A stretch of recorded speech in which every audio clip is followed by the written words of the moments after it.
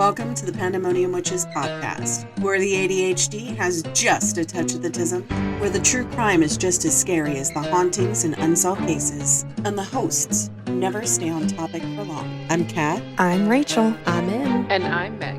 We are the Pandemonium. Guess what works this week? Hey! Yay! It's success! Also, I was trying to figure out why my headphones weren't working, like trying to troubleshoot all this stuff, because apparently today's the day for troubleshooting. And it would not be a Pandemonium podcast if something wasn't wrong with the fucking audio. It's me. And so, the whole entire time, I'm trying to, troubleshoot this. And Kat just has everything muted on her end. And I'm like, why can I not hear anything? I've gone deaf. No. Well, apparently I need to plug in my headset. So I am a backup old set. But Kat was not helping any. Listen! All right? My God. I'm listening, but guess what else? What else? Q-tip? Stop. So, we had my sobriety anniversary over the weekend. Yay! And how many years are you sober? Tell the 5. listeners. 5. It has been 5 years since I've had a single drop of alcohol. Even when I moved in, 4 years ago when I moved in with you, I had not had any alcohol. You actually went into, she has this weird shaped cabinet in the kitchen. I could never get into this fucking cabinet, no matter how hard I tried. She went into the cabinet to the third shelf up at the top. To the top shelf where even I needed a step stool. And she had used tongs to put all the liquor in the very back. And I was just like, there's no way. Meanwhile, I don't care if I say this because I hate him. Her dumbass of a husband decided to put mead in the freezer. And she's just like, we can't do that. We have to put it up top. I understand you want to keep it in the freezer, but we can do that when she's not here and then take it out and enjoy it. There was a lot of times when I wasn't home because I was working. He didn't like that. So anyway, but I got a bunch of presents. One of them from, a lot of them from Liz, honestly. Your sobriety is not old enough to go to kindergarten. Yes. Oh, my sobriety is not a kindergartner. So she got me one of these so I could match kindergartner. Rachel, but it's the wrong size. Oh. And my AirPods got It's stuck. for the previous gen AirPods. You know what? It's the thought that counts. You can give them to King. Well, so she can exchange I can exchange them for the right size. Oh. Yes. I love the thought of, I could. I could. I could. But she also gave. We're gonna try and exchange them first. Yeah, we're gonna try to exchange them first. But she also gave me not fall off my desk. The air fryer that I've been eyeballing. Fall off the desk. Oh. Cat, I didn't mean you. I meant four-legged cat. Oh, right. Sorry, my bad. So she also gave me the air fryer that I've been eyeballing for the last 2 freaking years, and we're making homemade beef jerky today. Ooh. Oh boy. We love a good beefy jerky. We do at that. Also, have you taken your meds? Not yet, because it's not time yet. Oh. Emily, take your meds. No, I'm trying to remember. I will in about an hour. Because, I take them at night, but I missed 2 days. You need to take your meds. Hold on. Okay, so there is a story behind this. So I take them at night, but I missed 2 days worth. Stop it. So I took them in the morning yesterday. So do I take them in the morning today, or do I just wait and take them tonight? You normally take them at night, so take them tonight. Take them tonight. But what I will take is my anti-pain pill. Yeah. Okay, acetaminophen, because I'm not sponsored by these people. Right. Well, is that the 650 or just the 500? You should know by now. Her eyes don't work this early in the morning. It's the 500. So, the 650 is 8 hours. I don't care. I'll wait 4 hours and take the other stuff, and then, will you fuck off? Oh, No. dear, no, baby, that So, Wrong animal. yesterday, Kira's very old, yes, and his hips are very bad, yes. but he made it baby. upstairs. Aww. He's like, I made it this far. That's about as far as I can go, Ma. I'm sorry, I didn't mean to yell at you. So, I only I meant to yell at the cat, but not you. right. Man, that cat's fat as fuck. I don't give a shit if I yell at him day in and day out. So, Emily, the last episode you missed, I did a missing persons case. Were you what? here for that one? Was it the children? Yes. The Slaughter children? Yeah, you were. I was here for that. Um, I was here for that. I have been here for a minute now. you have, and I'm very proud of you. Look at me. My grades have not been good, but I have been here. Listen, you need to do your homework, ma'am. I am currently on the podcast taking Tylenol. Where am I bleeding? No, I have. Rachel, I got us the blue chest on Monopoly. Okay. So even though I did last week's episode for our 1 year, I decided I'm going to do a twofer and do today's episode as well. Oh boy. Because I can, So we're talking about something I know for a fact Emily hates. She despises this person more than anything on the planet and gives mothers a bad name. Do not say anything. I don't know if any of you remember this case, but we've been seeing her a lot lately on TikTok and the news. And she is what we've called in Artism Prism, the bitch who cried boo, Miss Casey Anthony.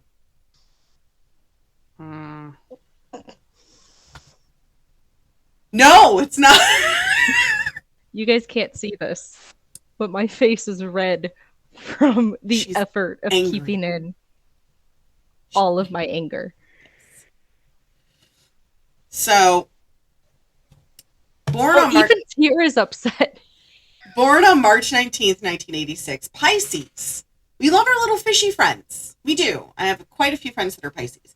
My dad was a Pisces. Also known for their compassion, creativity, empathy, and intuition, Pisces people are often described as dreamers and artists who have a deep understanding of emotions. But in her case, she's just a vapid bitch. So, let's do a too long didn't read, as we always do. Casey Anthony was accused of killing her daughter, Kaylee, which led to a very high-profile trial. This was almost as bad as O.J. Simpson's. It was covered on podcasts such as The Last Podcast on the Left, episode 24, True Crime Garage, True Crime Weekly, Time Suck, as well as FO1 Media's scripted 4-part miniseries, Casey becoming the most hated woman in America. But most importantly, our true crime queen, Bailey Sarian. We love a good murder, mystery, and makeup Mondays. Shanna, sure, Shanna, It's sure. true. Shanna, Shanna, Shanna, Shanna. Sure. I do have to say, my husband's barber loves our podcast. If you are living in Killeen and you guys want to get some service done, and you are a manly man, go and get your hair trimmed by Tyson at the Tune Up Manly Salon over off of Clear Creek in Killeen. So Gotta make sure we get the right street name. yes, not like last time. So, as you know, like always, we like to start at the beginning, and normally they get a nickname. However, it was brought to my attention not once, not twice, but 3 times that people were getting confused by us giving them nicknames, which sucks, because I wanted to give Bonnie and Clyde the nickname of Pebbles and Bam Bam, but See, I was thinking Beavis and Butthead. that would have worked. I would have been happy with that. True. So we're no longer going to do nicknames unless you specifically request a story, which are for our comments. At that point, we can, if you specifically request one, and then we'll let it be known for that episode. Before we get into it, though, double checking our Spotify. Let me bring that up because I just closed the window because I'm a dumbass. Our Spotify currently has, drumroll please, 85 followers. We have one more follower. As far as our analytics go, discovery, let's see here.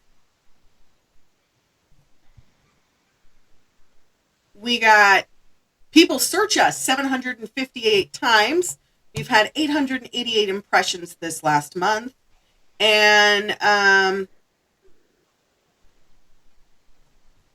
we've had 50 people who have streamed us this month so far. We're only on the 16th. Oh boy. We are now 36% male. Wow. Woo! Jazz hands.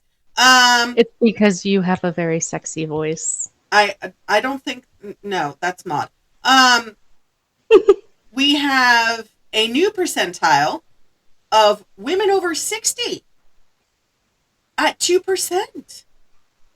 Oh. And we have a new country, 2 new countries, Poland and the Netherlands. All right. Our friendly little friend is traveling. So, as you know, like always, we start at the beginning. No nicknames this time, so I'm sorry, Tism Prisms, but Party Possums, are you ladies ready today?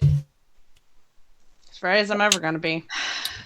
I'm as ready as Nancy is to break this bitch down. Oh, I got God. my hydration station ready. She eviscerated her. It was... Hold on. Do you have I'm your ready. hydration station? Of course she does. Yeah. I have my 24 pack of Coke. Not cocaine. That's not a it's hydration. Coca-Cola. That is dehydration. That Oh is- yeah, Coca-Cola. Coca-Cola. You know, Fuck it's them. cola, not cane. We do the healthy drugs in this house. This stuff prescribed to us by our doctors. I mean, you're not wrong.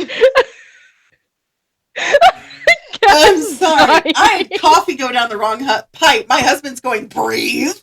I can't. Jesus Christ. All right. So she was born March 19th. She a Pisces. She a fishy bitch. She was born in Warren, Ohio, to her parents George and Cindy Anthony, and she was one of 2 kids, with her older brother being named Lee. When she was born, she was an energetic kid and intelligent from a young age. At some point, they moved down to Orlando, Florida. Hey, Rachel. You live in Florida. Unfortunately. That's where the House of Mouse and Universal is, right? Disgusting. One of the houses of mouses, and yes, to Universal. That comes into play later. I'm not surprised. Anywho, so her dad George was a cop and Cindy was a home health nurse. We love our nurses. We support them. We love our girls in blue, the nurses. However, you're going to Specifying blue. Yes, you're not going to love Cindy at the end of this episode because I found some dirt on her. Ooh, As we do. So take that to the dirt. We do because we love Holly and her little. Holly could work for the FBI. Holly could unearth the FBI. Listen, one of our friends went missing. Mutual friend, off topic as we always do. Went missing. She was given 48 hours to find him. She found him. She found him. Does. And when she told me how she did it, I just went, if I ever go missing, you are in charge. I love you both dearly, but Holly is in charge. Oh yeah, Holly is in charge of finding Entirely. you. I'm in charge of getting you. Yes. Well, you and I'm driving the bus. You, Rachel, and Josh are in charge of getting me. So, her brother Lee is 4 years older than her. And Casey, when she became a teen, she started to get a pattern of lying. She became a liar pants. Even with things that didn't matter, such as food, what she was currently doing, and other shit like that. So in high school, she started to push her family away and started to cut everyone off. So Casey became not the overhead light. It's okay. I thought that was Frank messing with you. No, I had him turn on the fan because I could hear myself. So I completely forgot to turn off the fan. Rachel knows. Because I got here, let me put up I have a little hole up there where the fan is. Oh, you have the fancy hole. As opposed to a bleached butthole. My God. So, in high school, she started to... In high school, she started to push her family away and other people away. So Casey became the person who just couldn't be single. She was a serial dater. She always had to be with someone or getting attention from someone, and she didn't just like being by herself or living alone. Later on, it was talked by her parents that they had no idea who she used to hang out with. Casey would go out with friends and just wilding out, you know? So Casey was about to graduate high school and her parents wanted to celebrate. Of course, as most parents do. I want to celebrate you coming of age, graduating high school, doing all that fun stuff. But the day before So the day before her graduation, they asked her where and what time the graduation was at. So Casey avoided the subject and didn't tell them anything. That's odd. Suspicious. So, as any good parents would do, they called the school to find out where the ceremony was going to be held at. Come to find out, little Miss Casey wasn't going to be able to graduate because she was flunking most of her classes, and her folks had no idea. So, instead of trying to finish high school, she dropped out and got a job at Universal, working at the Hard Rock Cafe, and seemed to really enjoy her job. She had made a few friends and would tell her parents about her job and that she was having a really fun time. And in January of 2005, she had met and fell in love with Jesse Grunt. It just kind of fell into place and everything was coming up Casey. She was happy. She was loving life. What is on my shirt? I don't know. Titties. Anyways. Me. Hey! Muffin? Muffin! So, at 19, Casey finds out that she's pregnant and she doesn't want to keep the baby. She talked to her friend and she confides in her that she doesn't want to keep the baby and wants to give it up for adoption, so she had no worry about the kid. As is her right. Yes. Her body's a choice. As is your right. However, if you feel like you do not want that baby. Yes. As is your right. I want to put that out there. However, I mean, Yeetus the fetus also works too. Yes. For some misconceptions out Just there, saying. You cannot have an abortion in the 8th month or the 3rd trimester. It can that's murder. Or that's murder. Or moments before you actually give birth. That's not how that works. No. That's murder. That's That's murder. not how any of this works. If it already has a heartbeat. Yes. They can't do that. Unless it is told by a medical provider for medical necessity. Like the doctor himself is like, yeah, this child needs to be yeeted or you and the baby will die. Yeah. Right. That. You don't make that call after the 3rd trimester. No. The doctor does. Yeah. After the 3rd trimester, you have a babe in arms, so it kind of defeats the purpose. Right. That is called murder, and it's Yes. frowned in every country. Yes. By the way, side Put that note, out there. side quest. My husband is now getting all the true crime reels on his phone. I'm not. I'm getting all the military ones, and I'm just like, I'm not enlisted. I don't get. What are the acronyms? Meta. True crime. True crime. True crime. Bloody gory. True crime. Whoa. I'm sorry. My hand tremored, and then it went on. At least it was just the mic and not your coffee cup. That would have been unfortunate, and I would have been upset because it's my. It would have gone everywhere. Did you just pole vault off the dog onto the safe? Yes. He's an orange cat, so yes. Back to pumpkin spice latte, as I was calling her in my head as I was writing this, because she a basic bitch. All right. She is. She Everything about her is basic. Her entire wardrobe in this entire case was Hollister and American Eagle. I mean, also at the time that was really in fashion too. So I mean, That Right. was considered like the go-to, like, you have money. Right. Well, she had no money.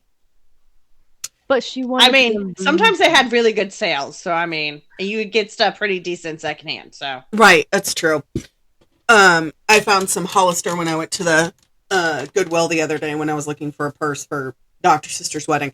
So, anyways, Casey's preggo. She's preggo the eggo. And I don't know if you've seen how small she was at that time. She was smaller than my kid Sam. but also She- thin culture was a very big thing during that It point. was. So. Anorexia was on the rise, and so was bulimia. So it was very huge back then. Eating disorders were huge. I had one. I saw a food and I ate it, but that's besides the point. So Casey was told that Casey was wearing baggy clothes and loose-fitting items, so that way she could fit the pregnancy in, and nobody could tell. Of course, she didn't tell her folks that she was carrying the eggo, and didn't tell them until she was 7 months along, about to pop. Told her parents, and they forbid her for giving the baby up for adoption. This is my first red flag when I was listening to the case originally, because you know there's safe havens, right? Yep. No matter how old the child is, you can drop them off at any place that has a safe haven sign. Police offices, departments, firehouses, Ronald McDonald houses. If there's a Ronald McDonald house in your area, that's a safe most haven. hospitals. Most hospitals, quick stops, Love's gas stations. Really? Did not know that. So when I was driving cross country from California to Virginia the first time, and then when I traveled from Virginia to Texas, I made sure to find out where the safe haven stops were, because those are the most protected, most surveillanced, and most lit up gas stations. So I stopped at any of those gas stations anytime I had to stop to pee or get gas. So Kaylee Marie Anthony was born on August 9th, 2005, and she was the cutest little bundle of joy her grandparents could ever see. Her grandparents that she lived with, George and Cindy Anthony, said that they loved Casey's baby, and she was cute, precocious, and a smart little girl. Casey's daughter, 3-year-old Casey, was her only child. Casey stated that her BF Jesse was Kaylee's dad, but it was unsure, and there are many theories out there on who could be her father, but her parents never pressured her. Casey stated in one conversation that her father, the baby daddy, was in a horrific car accident and died. But she was a narcissist and a liar, so. Couldn't track much on that. Family thought it was best to keep her pregnancy a secret, but that also meant that they didn't tell Big Brother Lee, who was living at home with them. Yeah, I know. Case Galinde, I put in quotes. When they finally did tell Lee, he didn't even want to go to the hospital when she gave birth. He's just like, you didn't tell me. Why do I want to go? I mean, Thank you. that's valid. Right. He's every right to be pissed. So Lee and Casey used to be incredibly close before she started getting reckless and everything. So I don't know why there were so many secrets kept from Lee, but whatever. So New Year's Eve, Jesse, the baby daddy, asked her to marry Jesse and wanted everyone to be together as a family. So she got the baby. She got the man. She got the ring. Now she wanted a nanny. So Emily has heard my stories about how I used to get drugs, because I used to rave a lot. So that comes into context later. Okay. So Casey finds a nanny at the local park that her and Kaylee go to. And her name was Zanny, a.k.a. Zanita Fernandez Gonzalez. Emily, you were going to say something. I so Got a bunch of coconuts. rewind Sorry. take two. She was also a random instance when what's her fuck was like apartment hunting. Mhm. Saw her name on the like sign in and was like, oh look, she also looked at this apartment. At least that's what I found. No, I get to that. I'll explain that. Thank you, baby. I explain that. I understand. That was actually debunked, but hallelujah, thank God. so her parents asked her how she found this supposed amazing nanny. She said that an IT tech named Jeff worked at Universal and introduced her to his ex-girlfriend, Zanny. I call bullshit. And he paid her to watch his son and Kaylee. I put, that's suspicious. That's weird. Like, if it's not my god danger. Kid, right, if it's not my god kid, I'm not going to pay for it. Like, I paid for Holly's kid, to get a babysitter a couple of nights when I couldn't watch. I was like, here, let me give you some money. Right. Because I felt bad I couldn't be there for the babies. But, like, I'm not... Daily? Absolutely not. No, I couldn't afford that. So, Cindy recalled Casey talking about Zanny and her dog, but no one else had heard or met this supposed nanny. This is giving more red flags than Six Flags, guys. Like, I was like, how are people not seeing the red flags? So they did a DNA test to determine if Jesse was eventually the baby daddy. And as Maury says, you are not the father. Jesse still wanted to work it out. He still wanted to be her dad, which that is a good guy. Right. But in May 2006, he stated that Casey was becoming more erratic and, quote, became a completely different person. You know, that happens with pathological liars. Just gonna put that out there. I was gonna say it's what happens with drugs. Yes. It does. Don't do drugs, kids. No. Mm-mm. Unless they're prescribed to you by your doctor. By your provider. Yeah. Then yes, use the drugs. I lied about using until I was maybe 19.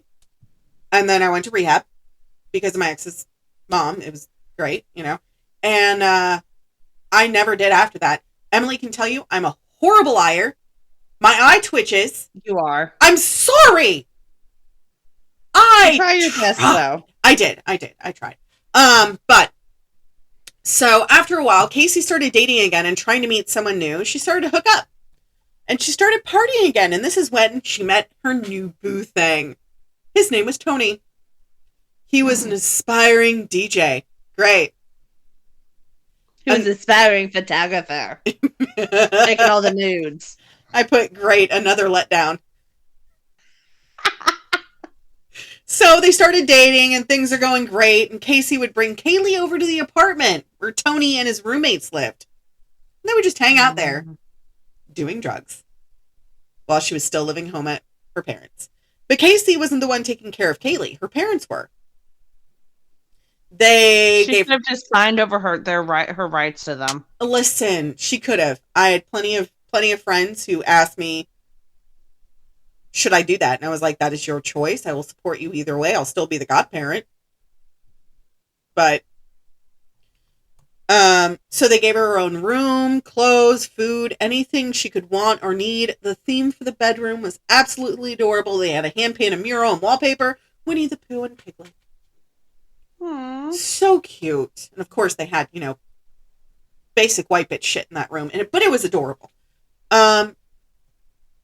June 15th, 2008. Here's where we start to get into the things that really piss off Emily. According to Casey, there was a huge argument at home, and Casey left with Kaylee the very next morning for a work trip to Tampa. I know. Work trip. She was so pissed, she packed a bag because she didn't want to go back home for a while. June 16th was the last day Kaylee was ever seen alive. This is where I started to get pissed off with my research. And I take my meds, specifically at 7:15 so I can fall asleep by 9:30, 10 o'clock. I fought to stay awake until 9 p.m. last night doing this research. And I was like, and he's in the other room playing video games. And he's like, it's time. We need to go to bed. And I was like, one more sentence. So Casey had told her family she was going to Tampa for a work trip, but instead she headed to her boyfriend's apartment. When she arrived there, Kaylee was nowhere to be found. She had told people that she was either at Zanny's or somewhere else, just kept making up lies. So she was at her boo things for a month, and Mom kept calling her, wanting to talk to her, but she just kept forwarding her to voicemail. She's just like, I don't want to talk to you. Kept lying, giving her excuses, saying Kaylee was everywhere else but where she was. And Casey started to party more than ever before. There was a local bar down the street. She entered a hot body contest and was seen drinking and partying every night of the week. You heard that right. Hot body. Mm-hmm. We don't shame bodies in this household, but I've seen a lot hotter women. I'm not body shaming. Not at all. I'm not body shaming. But doesn't it come up? Shut up! That she's... Oh, I was so worried about I'm winning. not body shaming. I'm just asking why. I'm not body shaming. I'm body questioning. Exactly. She's a pod person. Her soul was abducted, and that's what happened. She was never a good person. She was taken over by a demon. Nope. I like She has lizard skin. Yep, lizard skin. I don't know. That's giving credit to the lizard people and to the demons. People can actually hear you. I can't cut that out. What did he say? I did hear him. Especially semen demons. Go clean the garage. No. We need the peanut gallery. No, he has a job to do. Clothes on this time. Yeah, at least he's not naked. Some shocking stuff. It's already shocking as it is. She was seen drinking and partying every night, right? Her BF Tony was a DJ, and she went to see him every night and posted it on MySpace. Because this was back when MySpace was queen. She also got a tattoo that said Bella Vida, which meant beautiful life, Italian. During this whole time, she was borrowing dear old Mommy Dearest's car. She didn't have a car. Mommy Dearest should have reported that car missing after the first week. Hold on. There's more. Billy Mays here. I love you. I love you too. Billy Mays here. So... But wait! There's more! Of course there's fucking more! Sham wow.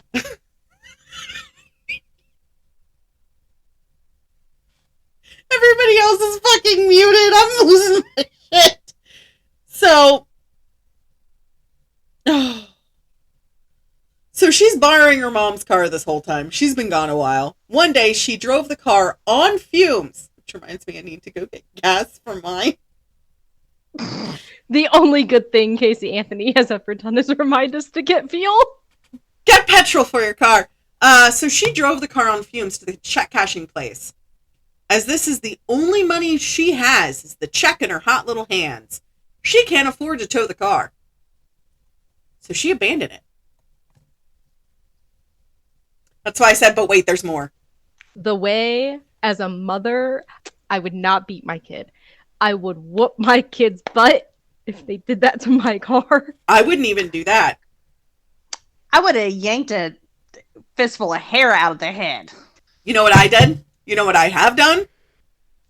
Oh, you left my car out in the middle of Monterey. Not a problem. Call a friend. Get it dropped to the house. They borrowed the car. Didn't bring it back. It reeked of pot. And this is back before pot was legalized. So this was like 2007, 2006. So my buddy Greg brings it back to the house. I open up all the doors. I hand her a single toothbrush and a bucket of Clean it. Fabulosa and boiling hot water. And it had cooled down at this point, obviously. So there was a, microfiber cloth, a sponge, and a toothbrush. And I said, go to work. This better be spotless when I get back. I'm leaving right now. It is 7:15 in the morning.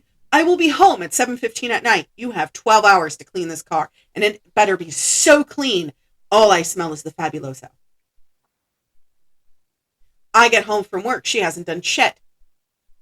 Okay. Oh, shit. You had one warning. I Fine. had one job. Take away the sponge. She has a toothbrush and a microfiber towel and the bucket. And I said, you have tomorrow to do this. Emptied out the bucket, made more. And I stayed awake. I called my boss and I was like, I have to stay awake. This is what happened. He's like, oh, that's fine. Send me photos later. I want to see what happened. I was like, great, I will. We love supportive bosses. So your boss is like, I'm down for this. 2:00 in the morning, because he was like old school Jewish. Like he was like, I want to see what happens because I'm all about, proper punishments. 2:00 in the morning, I get a phone call. Hey, the cops are coming. You need to let them know what happened. Great, not a problem. I already told her parents. Her parents have signed away, I'm taking care of her for the next 6 months. When they get back from their trip, she goes right back to her folks. So cops get there and I said, she'd done something illegally. She's paying her penance.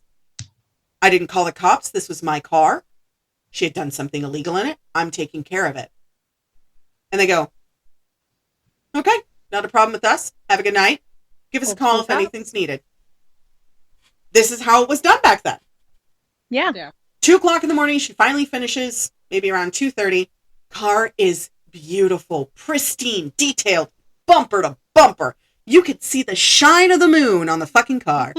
What color Fabuloso? Purple, the best kind. Ah, lavender. As you do. As you do. Hey, You some never people do the use the green green. kind. Green kind was only for the house. It was purple and yellow for the cars. Red was for outside. It's good toilet bowl cleaner too. It is, but you can only use a little bit. If you use too much, it... I put a cap full in my laundry. So what Mom and I did when we were at Mimi's house still is she took like the small bottle Mhm. and she took like a thumbtack and poked a hole into it Mhm. and then stuck it in the tank. Yeah. Oh, yeah. So that way it got like Everything. the really hard stains out, like that not even like the Clorox toilet bowl cleaner was getting out. That's what my grandma used to do. Like, it's old folk remedy. Like, we would do it. But It just got annoying when after a certain point the bottle starts floating. And so she's like bobbing around inside the tank. But let me tell you, this story got me so heated last night. I took an extra sleepy thing so I could go to bed. Mm-hmm. Because even though I was standing in the shower and I was exhausted, I knew I wasn't going to sleep well. I didn't, but still, I slept. So after a while, the check cashing place notices the car is still in their parking lot a week later. Takes them a week to report the car to the tow company. So I can believe it though. because people would leave their cars overnight because it's Yeah. Florida. People would leave it, walk. It's fucking Florida.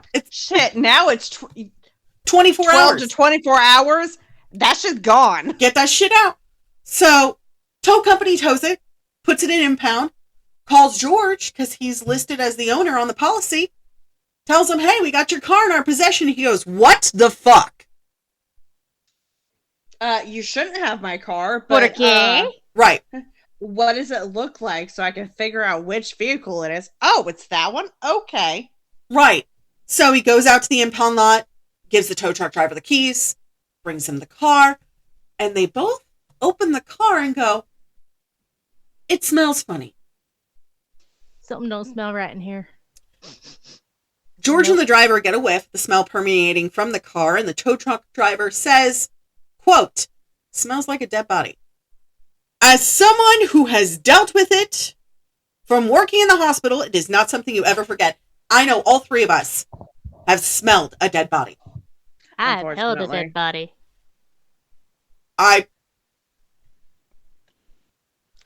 Okay. I was working at the hospital and a guy had died in his car. He didn't make it into the hospital and we didn't find it until maybe a week and a half later. I have smelled dead body. Like I had. Oh, and he was roasting in there too. Hit. And it was Kaiser. So, anyways. So, back to the story, party possums. We've been taking a little too many ADHD breaks. Let's just reel it back in. George took the car home and Cindy and him are fuming. This is their car. Yeah. Ugh. So the car smells. The car was impounded. And my exact ones were, what? The absolute flittering fuck. I'm sorry. I like before it even left the impound lot, I would have been rolling down the fucking windows and searching that car for whatever the fuck that smell is. So Cindy does just that. She pops the trunk, sees the trash bag, and just throws it away. I know. Yeah. I know. She says it was just a garbage bag. So she threw it away and used a whole bottle of Febreze on the trunk and inside the car. And opened the car doors to air it out. Okay, we just talked about this. Fabuloso is the way to go when cleaning a car. Seriously. We're not giving you advice. We're not giving you advice. Yeah, no, like sniffer dogs, like the forensics have very much come a long way since then. Oh yeah. And also, I would have opened up the trash bag and been like, "What the fuck is in What's here making that that might smell? be making smell?" What is making the smell of decomp? Like, what the fuck? Right. So Cindy tried to get a hold of Casey, but to no avail. Of course not. So she went to Boothang's apartment. Good old Tony. She goes inside, sees an assload of drug paraphernalia. Shocker. And the first thing out of her mouth is, "Where's Kaylee?" So she responds, "She's with Zanny. She's fine."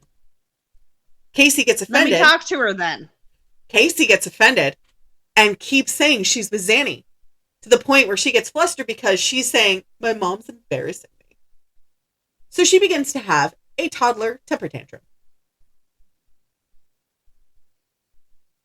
Cindy tells Casey, Because "We're going home." somebody's brain hasn't matured. Right. So she told Casey, "We're going home." Got Casey, took her home. As one does. All right. You're acting like a child. I'm going to treat you like a child. I'm taking your ass home now. So, like, I'm not good at math, right? But I know 2 + 2. Right. Exactly. Thank you, Tier. I hit the wrong button. I was trying to do. You muted yourself. And I muted myself and I was starting to talk. And anyways. So Cindy calls the police on July 20th, 2008 and reported Kaylee missing. But it took 3 calls for the Florida State Police to take her seriously. Never change, Florida. Never changes. Never changes. Nope. I mean, they got a little better, but not by much. Not by much. So, first call. Quote. I said a little bit. First call. Quote. You see fit. "I have someone here who I need to be arrested in my home. I have a possible missing child. I have a 3-year-old who's been missing for a month." End quote. These are direct from the 911 links. As she was pressing charges on Casey for being arrested for stealing the car and taking money out of her purse. She gets off the phone with cops. She overhears Casey tell her good brother Lee that Casey met Zanny the Nanny at the park to get Kaylee, and when she arrived, Zanny held Kaylee close, pushing Casey away, saying she was taking Kaylee away from her and wasn't giving her back. A likely story. I call bullshit on that. I mean, if it had been true, she Which probably is would have been in a better environment than with her mother. Right. Yeah. And I wish it had been true, and then poor Kaylee would have still been alive. And let's say she said this happened at the park, right? Yeah. So in theory, there's going to be other parents around. If any other parent had heard that, any other person had heard that, I guarantee at least 2 other people would have gotten up and gone, excuse the fuck out of you. Right. I have questions. I have very many questions. We all got questions. Listen. Because, like, I could be in a public place and I could hear a kid call out for mom, not even my kid. And I'm going to be like, what's going on? Right. It's true. Like, especially in a park, my head's on a swivel. Mm-hmm. And if I hear someone say, like, yeah, you're coming with me, I'm not giving you back, the fuck? You're leaving in a body bag is what's happening. And that kid's going home with mom. Seriously. Right. I hate you, Rachel. Mitochondria is the powerhouse of the cells. Because I kept getting notifications. The biscuit factory is closed due to tech. I love you guys. So, You're welcome. ADHD, back on track. So, she overhears Casey tell Lee all this information, right? Second call to the police. There's a kidnapping. I demand to speak with your superior officer. States that Kaylee was taken by the babysitter and has been missing for 31 days. Quote, I told you my daughter has been missing for a month. I just found her today, but I can't find my granddaughter. There's something seriously wrong. I found my daughter's car today, and it smells like there's been a dead body in the damn car. End quote. So she's trying to But push she threw the body away. the garbage bag. We haven't gotten to the body yet. Garbage bag. That's true. So Also, fun fact, human decomp and animal decomp smell totally different. they do. Completely different. So Cindy's trying to push Casey to talk to the dispatcher. Now that she's flustered, Casey isn't wanting to talk to anybody. Period. Of course not. So finally gives in and stated that she knows who has Kaylee, but the number she had for them was no longer in service. Earlier that day, the nanny Zanny let her speak to Kaylee, and she was, quote, perfectly fine. Casey told the dispatcher that Zanita Fernandez-Gonzalez was the name of the nanny. She spoke to the nanny on July 9th and July 15th when she finally got to talk to Kaylee. She told Lee that she had been communicating with the nanny via MySpace. I get to that. She was giving her instructions on how to get Kaylee back. Casey stated that Zanny told her she would get her daughter back on Kaylee's birthday. Cindy, of course, was thrown through a loop because why is her daughter being so flippant about this? Like, your kid's missing. Yep. So I put, why didn't the bitch give a fuck? Because she killed her daughter. That's why. Right. Police finally get to the home and ask Casey to take them to the last place that she saw Zanny. This is where you said the visitor's logs. Police finally take her to Sawgrass Apartments, and she identified which one was Zanny's apartments. She pointed it out, stating it was that apartment was the last place she had seen Kaylee and Zanny. Casey gave the description of Zanny: 25 years old, 5'7", 140 pounds, black hair, perfect teeth, from New York, and, quote, she a 10. The fuck? You're describing the woman who took your daughter and you're going to call her a 10? Anyways, so Casey said that Zanny was a coworker of hers from Universal and was born in New York in the month of September. Rachel, where did she apparently meet Zanny? That's a very elaborate backstory. Right. She apparently had met her originally from her coworker Jeff. Through a coworker. Coworker Jeff, From Universal. who was the IT guy. Uh-huh. Wasn't she the ex-girlfriend? Yeah. Mhm. So she had apparently moved to Florida to go to UOF, and she was half Puerto Rican and half black. And of course, pumpkin spice latte bitch is trying to pin Hold it on on. POC. UOF?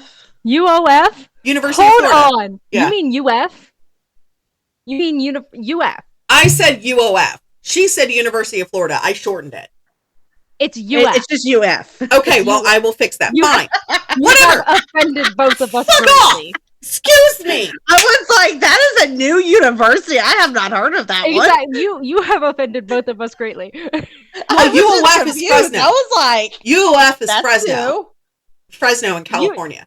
So, Did you see how quickly both of us moved closer? like, excuse me. Okay, so Pumpkin Spice Bitch is on her basic shit. So, of course, the police go to that apartment. They're knocking. They're looking in windows. No furniture. Nobody's there. Nobody's there. The lights aren't even on and no one's home. So they go to landlord, find out who had lived there previously within the last little while. And the landlord goes, no one. That's been empty for months. No one's Years. lived there since March. March. Shut up. Why? Why? We just discussed this in the chat. Anyways, so they ask the landlord to pull the surveillance video for the time Kaylee had gone missing. Emily, this is your favorite thing. Where are the cameras pointing? Where are the cameras pointing? Everywhere. Which direction on that specific unit? Because that Shouldn't it unit is like be- right in the middle of all of the Shouldn't cameras. Yeah. So like it, but They should have overlapped. They did. yeah. So like there should be like every angle. You should be able to see her picking her nose from 4K. No one saw anyone. Well, maybe not 4K because it's still analog then, but still. Still, Shit should have. it did. It did. There were a couple of units that didn't make the camera, obviously, because they were on different viewpoints. That specific unit had several different angles. No one saw anyone coming or going to that apartment, let alone anybody who looked like Zanny the Nanny. Oh wait, I got the perfect thing for this. Hold on, it's right here. Okay. What? There it is. Pretends to be shocked. I fucking love you. So Hi, I'm the meme lord. So they told each other at this point, we know she's lying. Not only did we not find Zanny, we didn't find anybody matching their description or Kaylee's description or Casey's. So 3 knockouts, right? Things that that didn't exist for 500. At that point, they knew she was lying, so they started looking more into her and her story. Casey told police that she had worked at Universal and she was currently working there. And after they were digging, they found that that was a lie as well. Because they could easily just call Universal Yeah, HR like and be like, hey, we're looking into this person. Are they an employee there? yeah, Right. like especially if the cops And it's a call, simple yes or no. the cops could call and be like, "Hey, does Casey Anthony work there?" They could pull her up and be like, "Oh no, this person doesn't work here," or the last time this person worked here was this year, this time. Right. This was before they needed warrants to do that. They still got a warrant to prove, Oh. you know?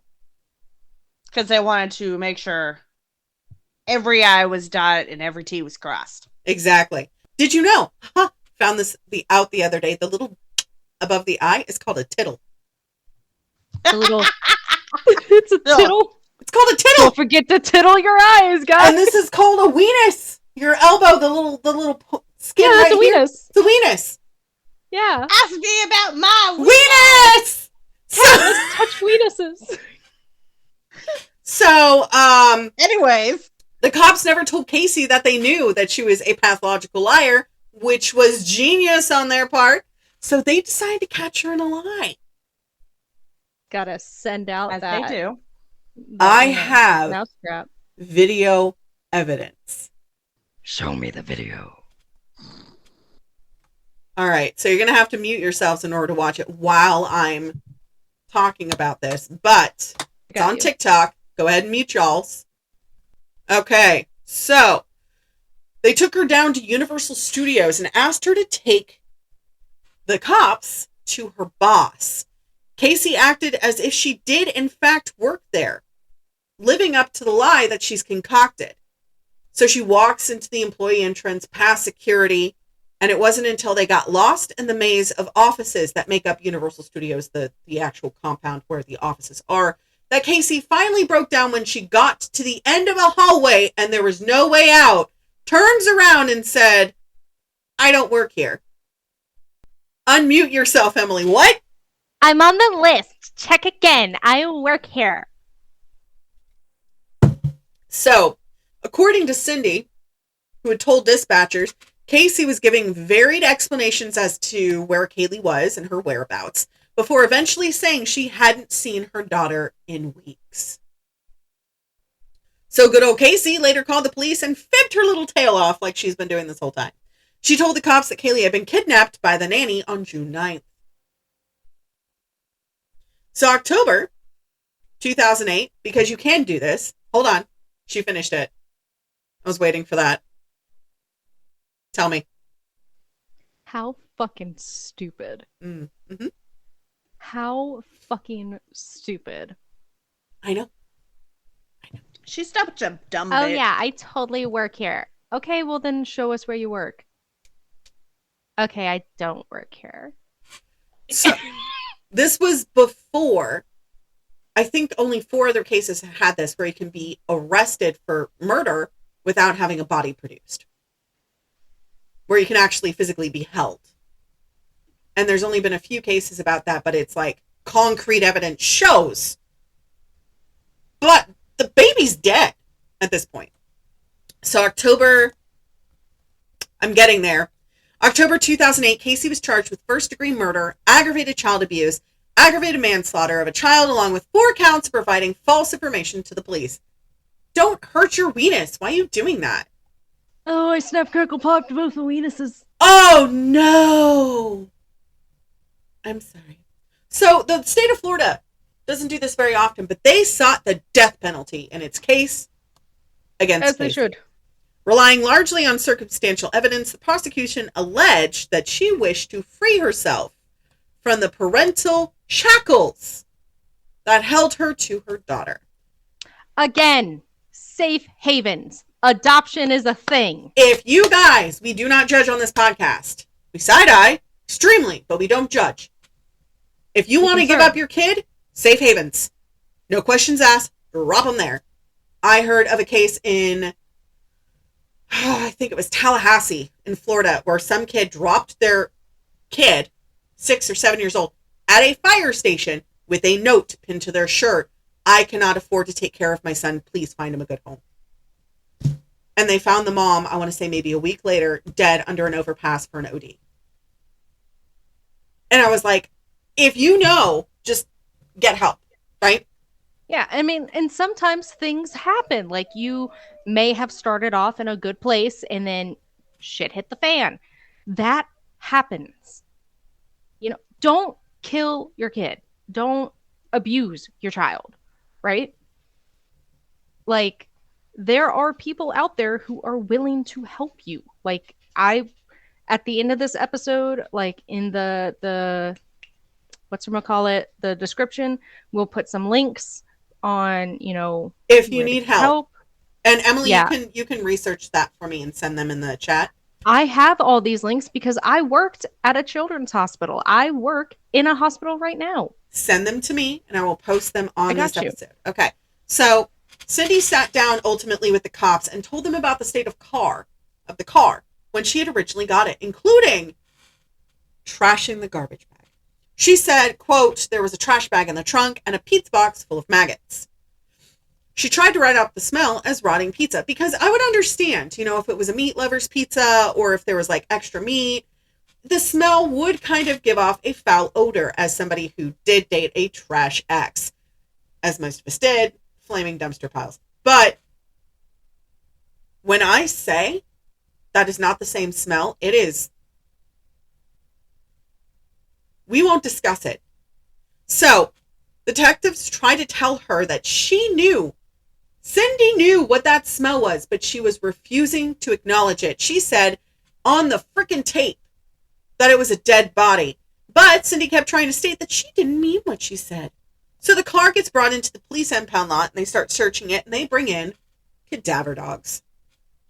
It sits and begins barking and shows that there was in fact a body that had been in said trunk. I don't care who is out there who says that this can be disproved. These dogs are taught. There are dogs that can find cancers, help with seizures. They can let you know when seizures are going to happen in your body. Dogs that can sniff out truffles, sniff out hogs. They can also find dead bodies. I have seen them firsthand, and it's like, holy crap, they can actually do that. And the cadaver dogs are just like the drug dogs. They go through constant retraining. Yes. And so that way they're always constantly top of their game. My friend had a retired drug dog. And when I tell you that dog loved me, and the minute I brought my ex around, because he was lying to me, telling me that he wasn't doing that he wasn't doing coke. And he just started growling at him. And I was like, that was it for me. That was like, right. Done. You remember the neighbor that I used to have, Emily? And the dog? Drug sniffing dog. And that's why I was like, you can't go outside when that dog is there. That dog wants to kill you. So anyways, so there was also this small staining in the trunk. That was the size of a small body. How much more obvious do you think it could be? Very. Because, wait. There's more. There's always more. There is. They tested the carpet in the trunk, and it tested positive for blood and chloroform. There was also hair in the trunk that was DNA tested for mitochondrial DNA. The hair was linked to mitochondria. Mitochondria. That's why it's like, fuck you for posting that in the chat, because it comes up later. It's powerhouse of the cell. It was either Casey, Cindy, or Kaylee. Casey had long hair. Cindy had dyed and treated hair. The hair was so that only leaves. The hair also had a person. Right. It also had a decomposition band on it, which is a dark band that gets put on the hair when a body is decomposing. So it fell out after she was dead. So they finally get a warrant for the family house and the computer. Do you want to know what the last search history was after she... How to get rid of a dead body? No. You're gonna be mad. How to make chloroform.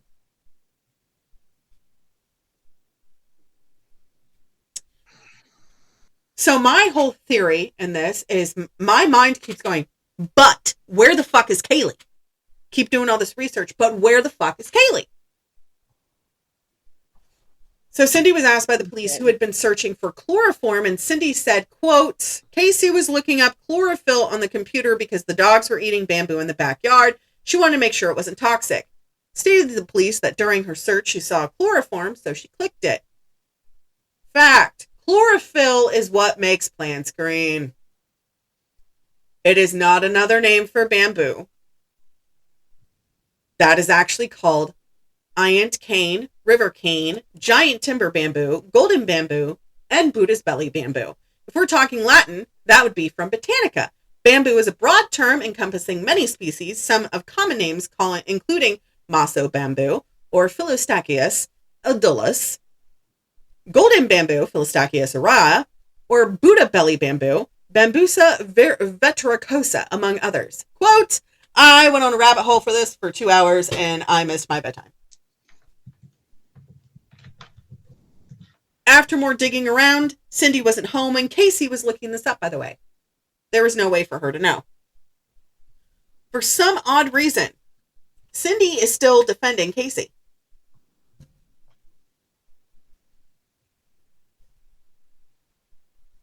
So, I'm getting a headache, so I had to take my hair down.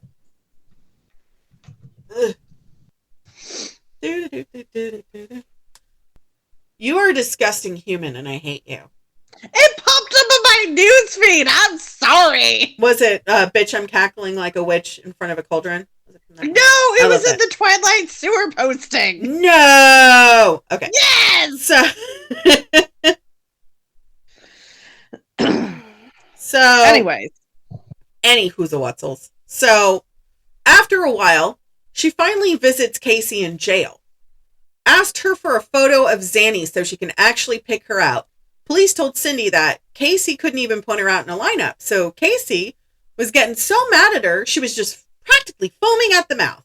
An officer early on showed her a photo of Zanny, aka Zanita Gonzalez, and Casey wasn't even able to recognize her from the photos because she was a real person.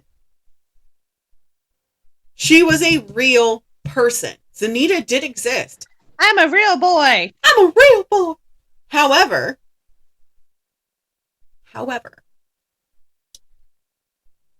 a few months down the line, Zanita filed a defamation lawsuit against Casey Anthony. We love to see it.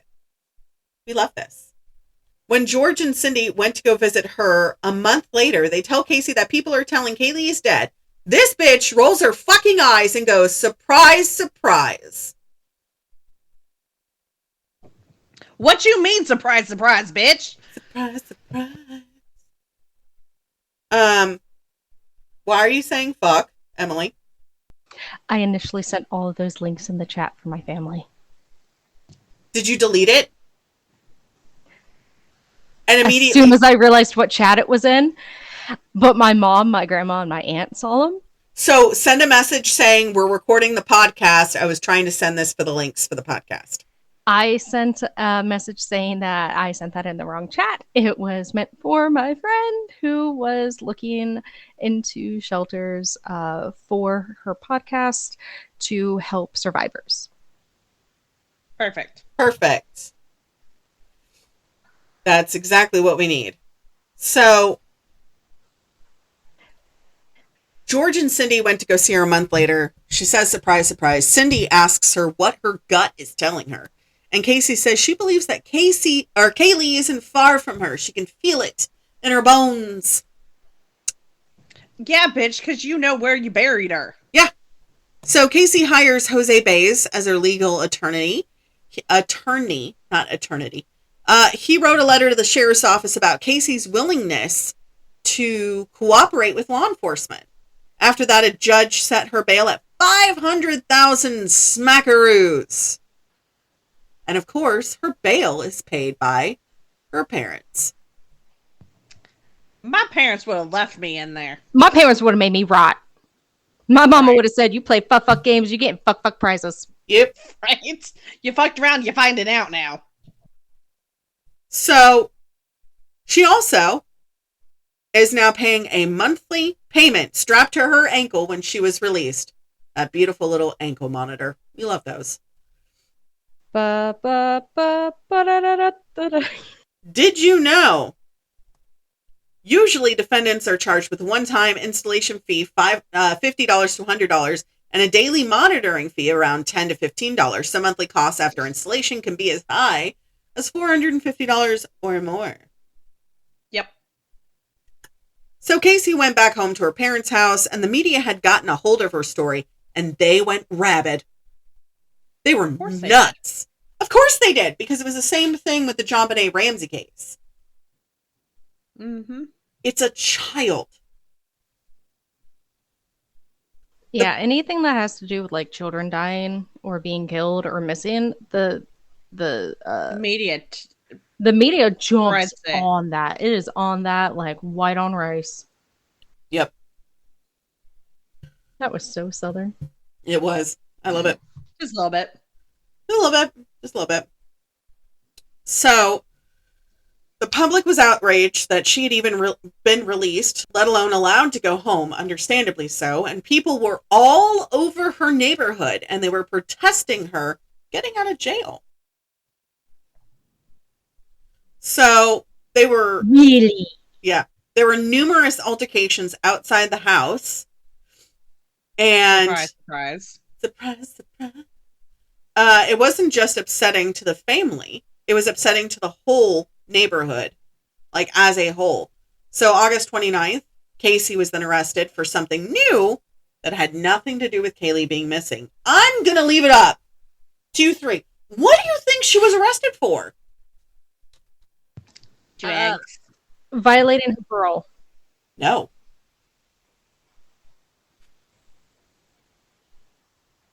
You want to guess? One more? Mm, DUI? I don't know. So I wrote, Casey is the sharpest spoon in the shed and the sharpest spoon in the drawer. That's a compliment. Because she's a dumbass. She got arrested for writing bad checks. Oh my God. Worth $650 without the person's permission.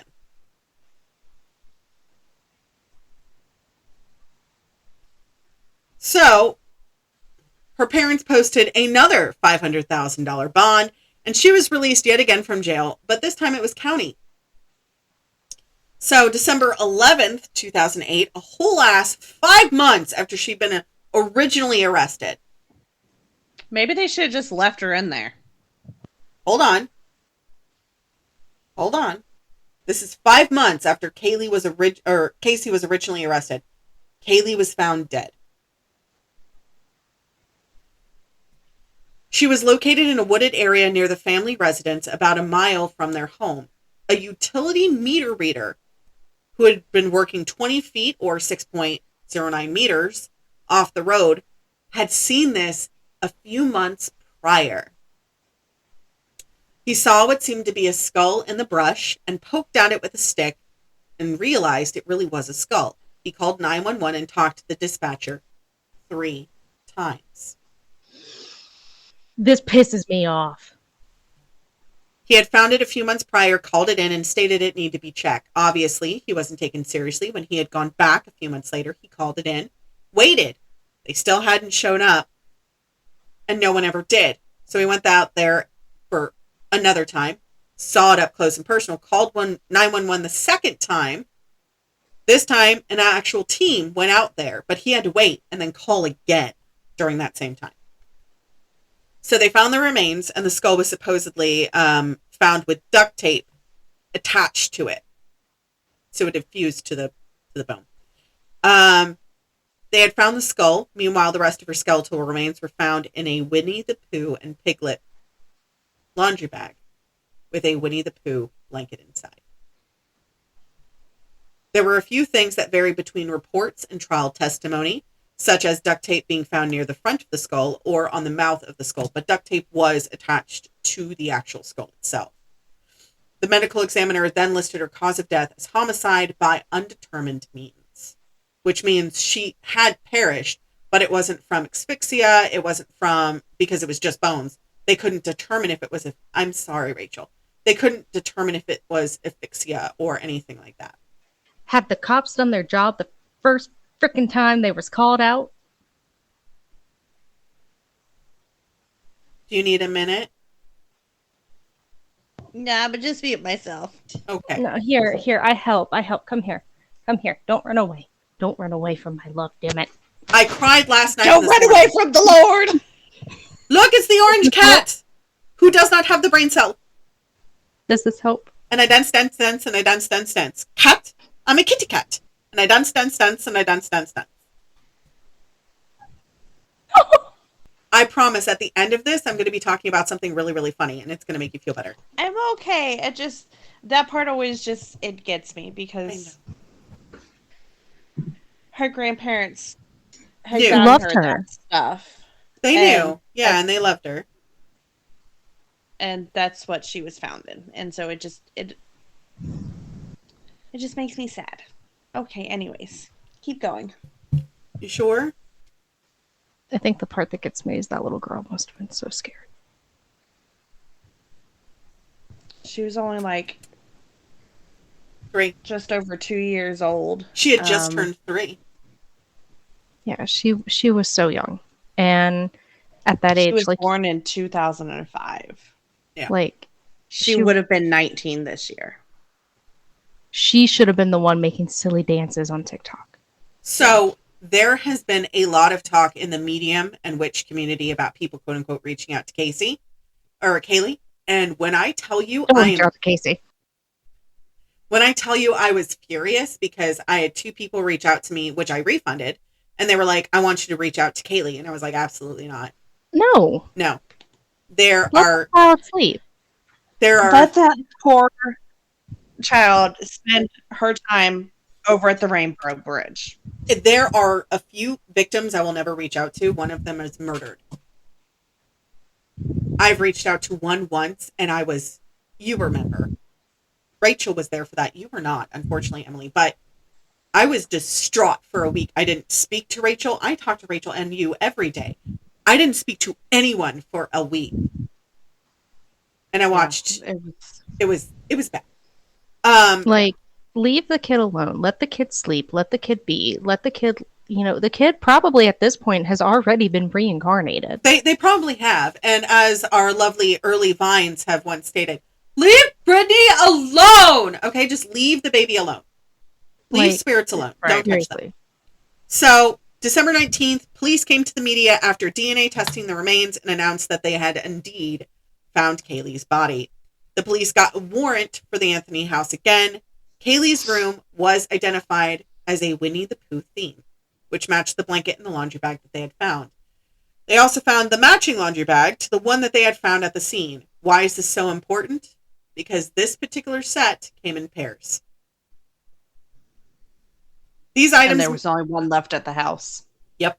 These items made it clear to authorities that whomever killed Kaylee was not a stranger and was in fact someone she had known, or someone who had access to the family home.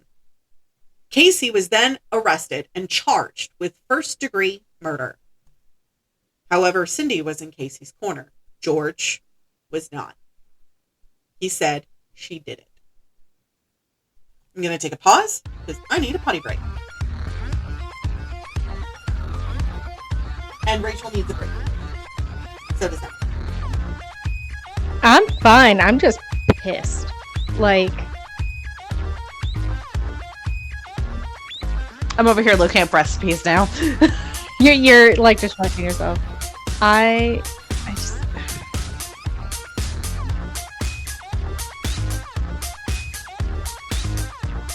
That poor baby. I know. Someone should give the mom the same treatment kiddo got. Just saying. Cash. You dropping that. Just gonna put that out there. Sorry, I just dropped the recipe I was looking at. It looks delicious. It does look delicious. Ooh, angel chicken rice. I love how we went from someone needs to... Ooh, hey, sexy. I love how we went from someone needs to give Casey Anthony the same treatment her daughter had to... Ooh, look! Food. Recipes! Because disassociating. You gotta, at this point. Like... What did I miss? Food. Food. Yeah, you missed us going from someone needs to give Casey the same treatment she gave her daughter to, oh look, food. That looks delicious and I'm pinning it. Right? I might make that for dinner tonight because I didn't know what I was going to make. You're welcome. And I think I have all of this stuff anyway.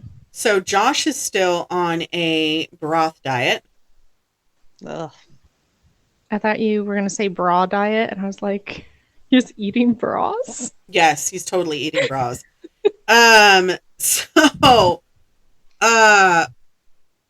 Going back to when he would bring it up to Cindy, she would tell George that their daughter couldn't possibly have murdered her because Cindy was on the longest river of Egypt because this bitch was in denial. Some fierce, apparently. Good God. So this was when the media went into a full firestorm and started tearing the Anthony family just apart. Okay? Think if the Rack and the Iron Maiden had a baby, this is what the media did to their family. That and the public was being terrible to George and Cindy. George did nothing. Cindy maybe deserved it at this point. I was like... Because she's straight up in denial. Right. And she's like so supportive of Casey, which I get it. It's your kid. You're going to be supportive. But there are so many facts. So many. So, January 2009, George wasn't doing well. And he was staying in a hotel to stay away from the paparazzi. This is when the whole thing caused him to start mixing drugs and alcohol. The police were called to do a wellness check after he hadn't responded, and police arrived, and he wasn't doing so hot. He tried to commit suicide, and he wrote a lengthy note on hotel paper with ended the quote, "Kaylee, here I come." Oh. So Casey may have been disregarding it and saying that there was nothing, but George was taking it the worst. He loved his granddaughter. Still does, you know. Regardless, when police finally got to him, he was safe and he was okay. Move your mic down just a little bit because I can hear you moving and breathing. Now I can't. I forgot to mute myself. I thought I was muted. No, you're fine. And I was like, cool, I can type really loud. No. So it wasn't the typing, it was the breathing. It was the... That's what I heard. I was like, what the... Good thing I can edit some of that out now. Oh my God. So May 24, 2011, the trial began. George and Cindy would not have normally been allowed in the courtroom since they were witnesses. However, the court made an exception because they were the grandparents. There was a catch, and the media tore them apart because of this. The judge said they could show no emotion during the trial at all. What? That had to be so hard. It was so difficult. They got removed a couple of times. And I did remember watching this. The reason being is because it was considered an inconvenience and a disorder in the courtroom. But, So the media was like, how could they not show any emotion? I would have been wearing the darkest sunglasses. A mask. Dark veil over my face. Like, I would have walked in silently like crying. I would have walked in like an 1820s mourning wife. Black dress, black mourning veil. They were wearing pins that said "Justice for Kaylee." And I have seen them, and it's just heart-wrenching to see stuff like that. So because of that caveat, they were crucified by the paparazzi and the press and the public for showing no emotion in court. But because this court informed them that they could not indeed show any emotion, they would be asked to leave court. So they couldn't do anything. Damned if you do, damned if you don't. Right. So during the trial, of course, Casey was smiling. That bitch. So Casey was noted by many to obviously be lying throughout the entire investigation. There was no nanny. She didn't work at Universal. So what else was she lying about?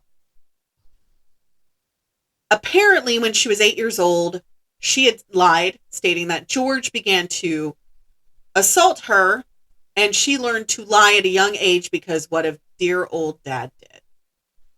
Oh, love that. Wow. So this, of course, was a fabrication like everything else was. George took the stand against her allegations and stated he had never touched her at all, and he never would. The proof? Casey had never seen an OBGYN until she was 7 months pregnant. If you were assaulted at an early age, you go see an OBGYN. I saw my first one when I was 12. Mm-hmm. 10. Right. And typically, once you hit 16, that's when people start bringing you to OBGYNs for like birth control and stuff. Right.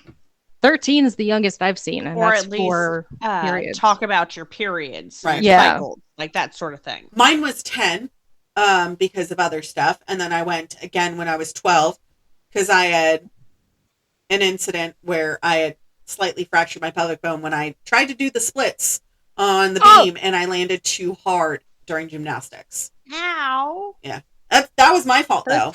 Those mats are only so padded. No, the balance beam. Oh! It's worse. Oh. Yeah. Oh, I felt that. I had to sit on a donut for like fucking weeks.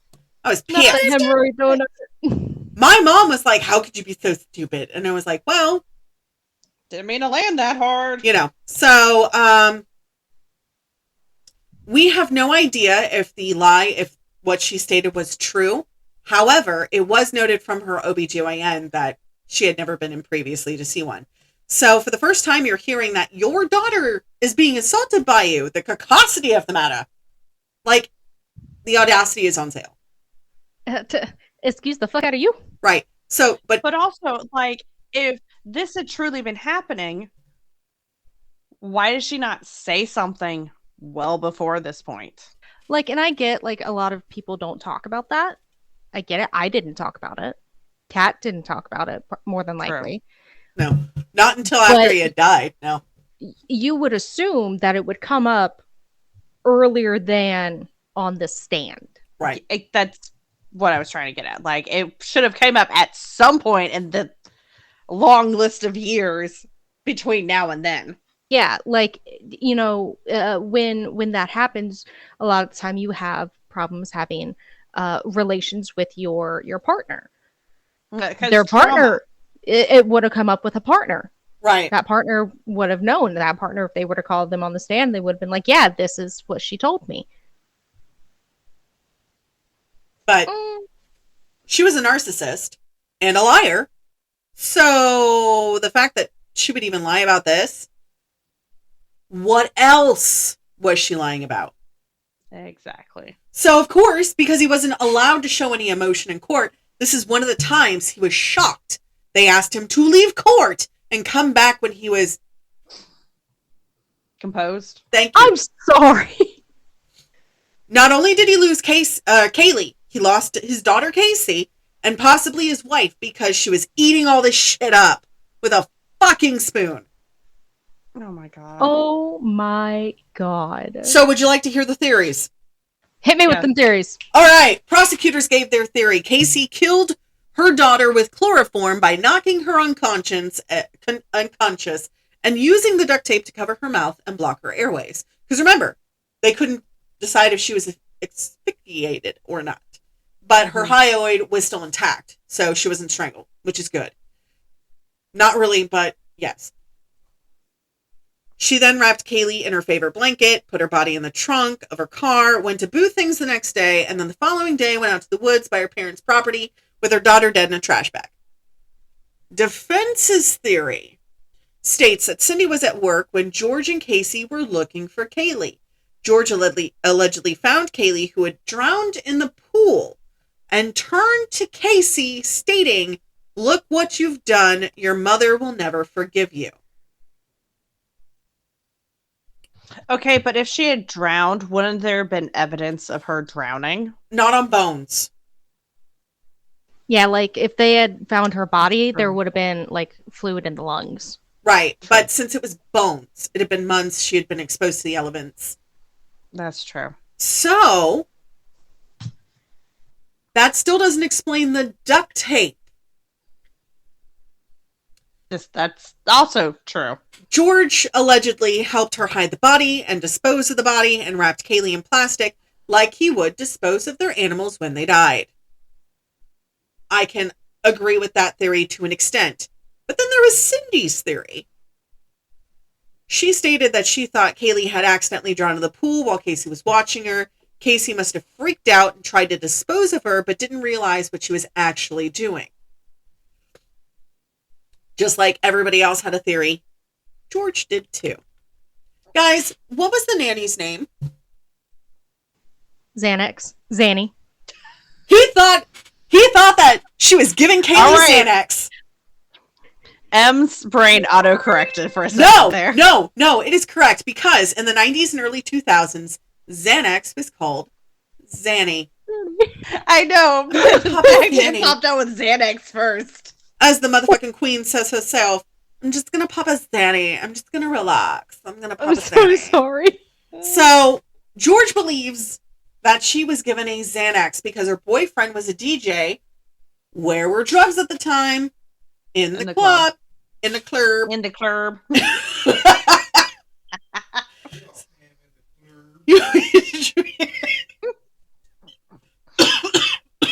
So he believes that she was just given Xanax and was called the nanny, called Xanax the Nanny, so she could go out and party with her boo thing and be able to live her life the way that she wanted. So she started drugging her daughter. He thinks that Casey gave Kaylee too much Xanax because, and I put a quote by myself with an argument that I have had with one of Emily's friends, You can OD on downers, guys. You can OD on Xanax. Don't let the internet lie to you. It's still drugs. There's a reason why it's a controlled substance, guys. It's called a class 3 narcotic. Anyways, he thinks that she was given too much and she was just never able to wake up. This makes complete and utter sense. But where did she get the Xanax? As somebody who was an addict, just like her alcohol sober birthday that we just celebrated, you can find it anywhere there's a club. If you know the right people. What, baby? You get anything for a price. Unfortunately. Absolutely, in the club. We all fame. So, of course, this whole trial was a shit show. The defense was blaming anyone they could for what happened to Kaylee, except for herself. The jurors were talking about the case outside the court, which was a huge no-no, but as far as our queen says, nay-nay. Nay-nay. That's called illegal. But furthermore, one juror was selling information to an online blogger and was later caught. Casey's defense team was balls to the wall after George, trying to include him in the murder because she had it out for George from the early get-go. Obviously. The trial was a mess. We all know that because they were focusing on things that didn't even matter, and the trial wasn't even based on the facts anymore, just hearsay and thoughts. And whatever slander she could throw out. But eventually the trial did come to an end. July 5th, the jury came back after 10 hours of deliberation with an answer. I will never forget this verdict. I screamed at my TV for a solid 10 minutes. The news was recording as she smirked when the response was read out loud. She was found not guilty and acquitted on the charges of murder and abuse, but not of providing false information to the police. She did get charges for that. The media was out for blood and people were mad. So the Judge Perry, sentenced Casey to 1 year in jail and $1,000 in fines. The jurors were scared because they were receiving death threats at this point, but they weren't the ones who committed the crime. So the court hid their names for a while, but after a while it was released to the public in public documents. At this point, at the end of it all, Casey had served 3 consecutive years in jail awaiting trial. So she got credit for time served and even worse, additional credit for good behavior. So what I'm hearing is she needs some street justice. There's more. Shut the fuck up, Billy Mays. So she was finally released on July 17th, 2011. Casey had to file for bankruptcy as she wasn't able to pay for her lawyer. Oh, boo-hoo. So sad. World's smallest violin. So how did she pay him, guys? Did she fuck him? Yep. Yes? Yep. She was caught. No! She was caught nude on his desk. Wow. But it's not illegal, but like it's unethical, but the shame. I imagine that woman from Game of Thrones, shame, with the bell. Like that man can shame tolls the bell. I was gonna say that man can never practice law again, but he's still practicing law. Didn't he just like represent someone? Yeah. Like probably some big A-lister? Yeah, I don't remember who, but I mean, again, this was while I was in my sleep cloud of sleep aid, but besides the point. So there were loads of gossip about them having a relationship, and the Zanny case, the defamation case, it was dismissed. Yeah. So you ready for the but wait, there's more part? 4 tier. In 2017, it was revealed in a search of the family's computer that there was also for a search of foolproof suffocation. And that only could have happened when Casey was at home. It also was discovered 48 hours before Casey was arrested. Her web history was deleted, and we all know you can delete it, but it won't be gone. Right. And she can't even get charged again because double jeopardy. There was an interview in 2017 with Casey. So you can watch it online. It's called Where the Truth Lies, which aired on Peacock on November 24th. Did I watch it? I started to. And then I got angry and wanted to puke.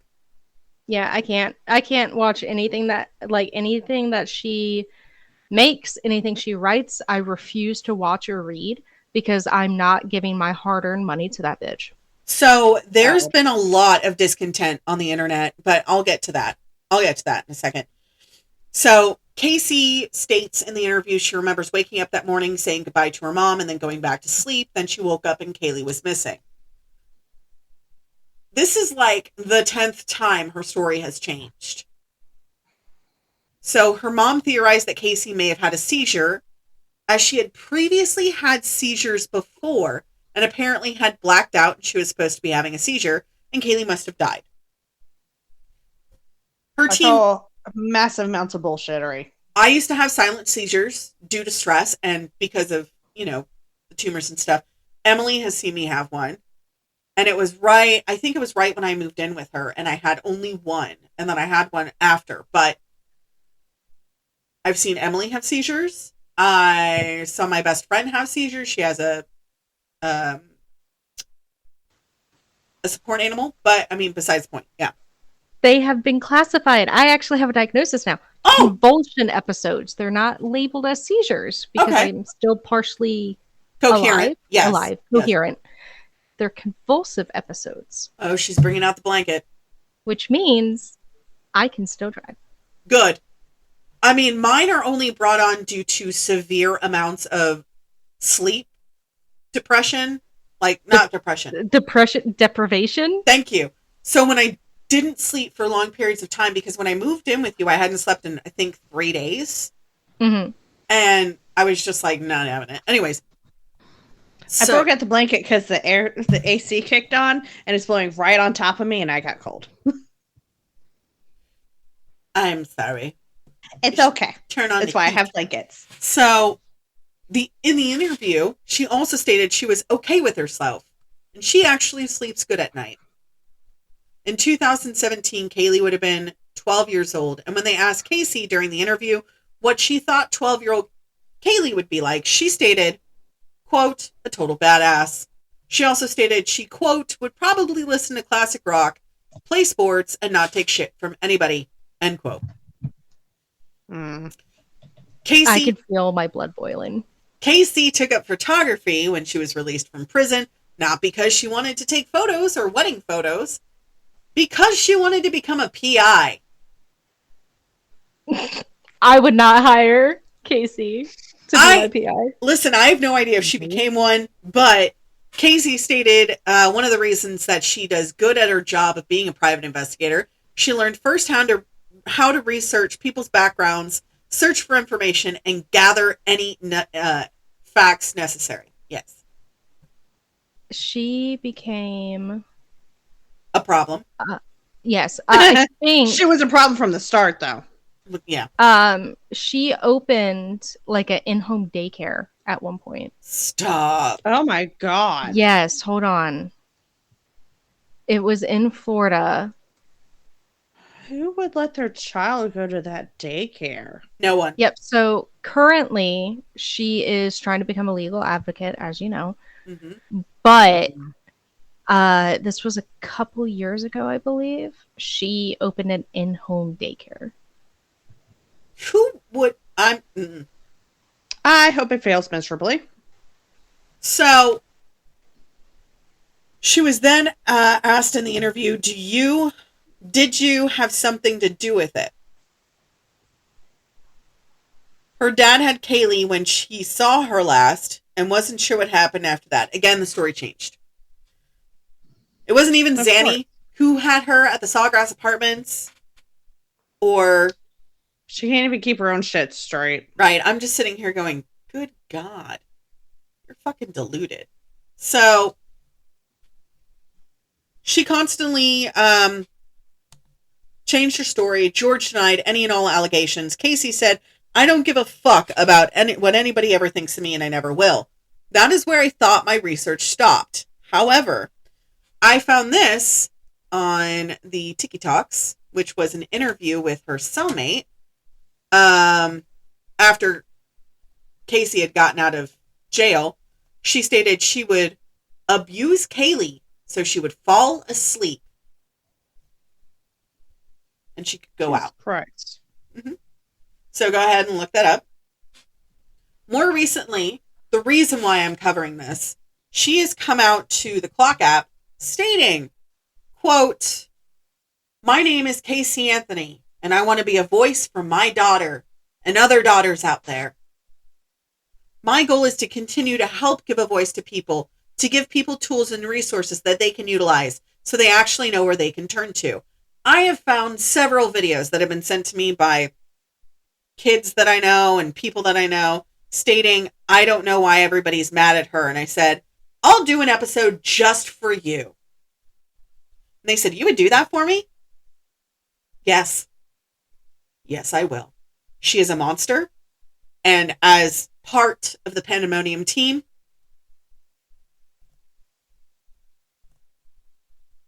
she's a monster. What do you mean it was debunked? I'm looking up the daycare thing. So according to Snopes, which I love Snopes, they are. I love Snopes. They're fantastic. On August 5th of 2016, a website called the Associated Media Coverage reported that Casey Anthony was planning to open and operate a daycare business, blah, blah, blah, blah, blah. And it does a snippet from the article. Mm-hmm. And it says, alongside its content, the article included a perforated application, so partially redacted, but it included an email address with the word Kaylee in it. The story was one of several hoax articles published by the fake news site Associated Media Coverage. It was clearly intended to induce outrage, given that Anthony was famously and controversially acquitted of all charges around the death of her toddler. They often spread false claims, including a story of a motorcycle curfew back in March of 16. Yep. Interesting. But for a while there, I mean, myself included, obviously, we believed it was true because there was, people who did let her babysit their kids. She still does. Terrifying. She still does. She still watches people's kids. However, the last little tidbit of information I have to give you is from a forensic body language analyst. This guy is vetted, and the guy that he had on his show is an actual legitimate doctor. So Spidey from the Behavior Alerts on TikTok or the Clock app watched the documentary Casey Anthony, Where the Truth Lies with Dr. Sahom Das, and he had this to say, verbatim. It seemed feasible and completely genuine, but when we know how she behaved afterwards, we know for 31 days she seemed completely unconcerned and she was out partying and knowing how she misled the police and the public. They don't seem to fit the profile. There's a disconnect there. It appears feasible, but it doesn't make sense. Spidey agreed because he's also a profiler. He said that how she's acting now and comparing her behavior to prior when her daughter was missing, it just doesn't work. But with this testimony, she's giving grief with the eyebrows and the vertical line and the brow bone. It's hard to fake sadness. There is an FBI led course where you can read body language. It's a 7-day seminar. And you can actually read people's facial expressions and be able to know when they're lying. Like tics and twitches and stuff like that. When people are telling the truth, they look up and over to the right. When they're lying, they look over and to the left. However, for autistic and ADHD people, they just look everywhere else but that actual person. And it's when you're telling eye contact is so hard to do. I can't do eye contact. You guys know that. It fucking freaks me out. So that's the TISM prism. So when I watched this, I was like, that makes sense. That tracks. All of this kind of tracks. Everything's kind of, okay, I get that. And then when the kids came to me and were like, I don't understand, Mom, why everybody's so mad. This is for you. Now you know. She is not an advocate for me. She is not an advocate for the LGBTQ community. She's not an advocate for any of us. She's an advocate for herself, has always been an advocate for herself, and no one else. Because no one else matters to her. Mm-hmm. She does have another daughter.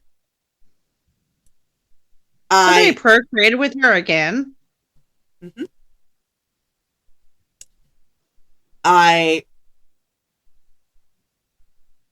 That's all the information I got for you. This shit pissed me off more than I think any of you guys will ever know. As a mom, I get it. Like, you get why I'm at.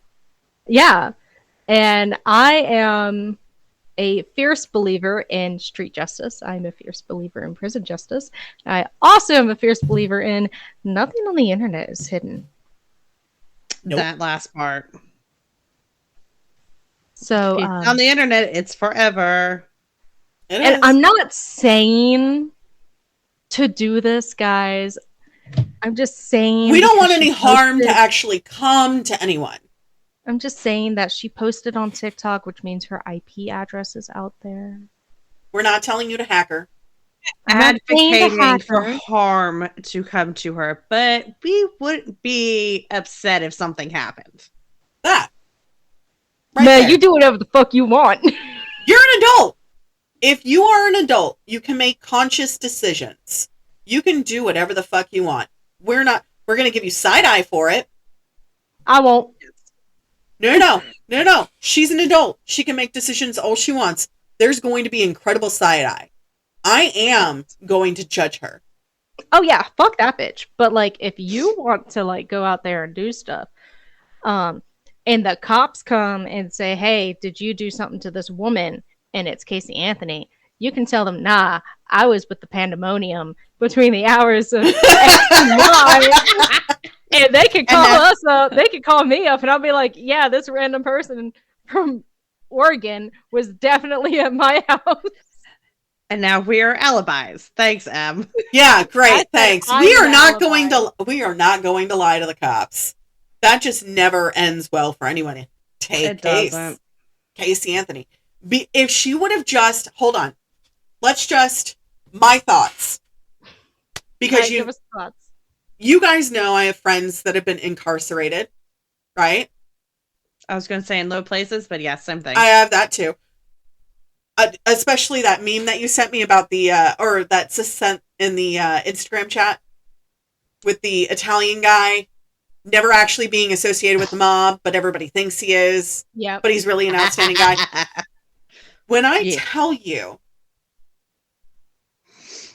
if you just tell the truth, which everybody knows, including my husband, I am more Things just tend angry. to go easier. I am more angry, so much more angry with a lie than the truth. Emily's kids have learned this firsthand. Especially when I find out that it's a lie. Oh, yeah. Ooh, hell hath no fury. When I tell you, I looked at her kids and I was like, you may be my babies and I may love you unconditionally, but I am so disappointed in you. And I It's walked always out. the disappointment part that When I we can take the anger, we can take the yelling, the voices, like everything. raising the voices, the You know, tones, the everything. trauma. That comes with the trauma. Right. But them telling you, they just sigh and go, "I'm so disappointed in you." Total game changer. See, that happened with my youngest the other day. He did something so out of pocket. I looked at him and I couldn't even get mad. I looked at him and I said, "I'm not angry. I'm not upset. I'm not even disappointed. I just thought you knew better." Oh. The way he looked at me, like I just shattered every bone in this boy's body. He knows better. He deep cleaned my entire apartment as a punishment. They were like, "Can we listen to music?" Nope. Silence. I'm about to offer Dad that same cleaning service. Really? You know, because he's got some wax on the floor. It needs a good little buff, you know? Yeah. But yeah, that being said, that is our podcast for today, our little party possums. I hated researching this. This is one of the few times where I absolutely hated listening to it. yeah. If you ask me to do something, I will do it. Begrudgingly, but I will do it. We won't like it, but we'll do it. Right. I'll bitch the whole time. If you do want to send something to us, we do have an email, or you can go to our website, which is tpw3mpodcast.godaddysites.com. I also sent Kat all of those resources, not just the Safe Haven, but also the National Abuse Hotline and some resources for men that are in abusive situations. So we will. It is a road that goes both ways. Yeah, we will Two-way definitely road. put that out there. We do have some new comments this week. Would you like me to read them? Yes. Read us those comments. So, let's see here. See your comments. Alrighty.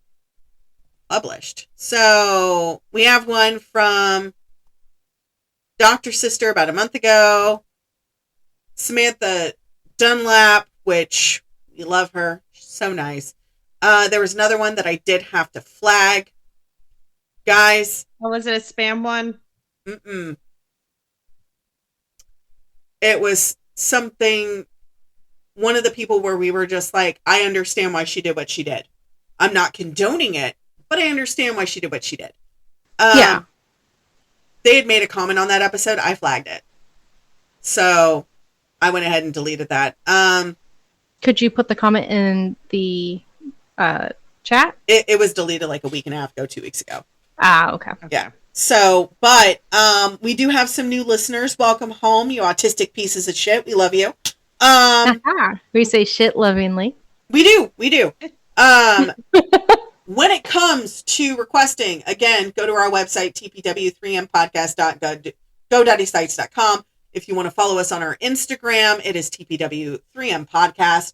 And we have our Facebook page, which is fantastic. I try to update it at least once a week on Fridays. She remembers. When I remember. Really horrible Also, at that. Side note, I'm pretty sure one of the new listeners is my teacher. So, hi. Oh, hello. I am doing my homework. I'll just delete that part at the beginning. So. Oh, no, it's fine. It's fine. Okay. They already know. They've been new. We currently have 37 followers. I just made our first reel. So working on that. It's hard. It took me an hour and a half to do both. Doing our best. Doing my best. I'm doing my best. Look, man, we're here for a good time, not a long time. No, both. Facts. Both. I will survive surely out of spite.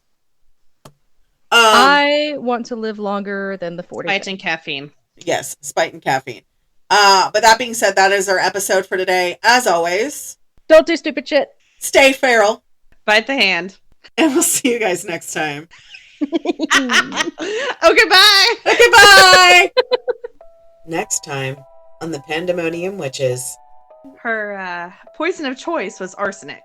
Of course it was. She murdered, so the too long didn't read. Okay. She was a nursing home proprietor and serial killer. Be fruitful and multiply. And also much else to do after the sun goes down, so. Sleep! They ain't got no Netflix and chill shit. But also, mortality rate for kids were also pretty high then, so. It's rain and mental illness. Hallelujah. It's rain and apparently. Mental illness. Especially in her family. Are you ready for the next bit? No, but you're gonna do it anyways. We've already talked about that. Billy Mays here. But wait! There's more!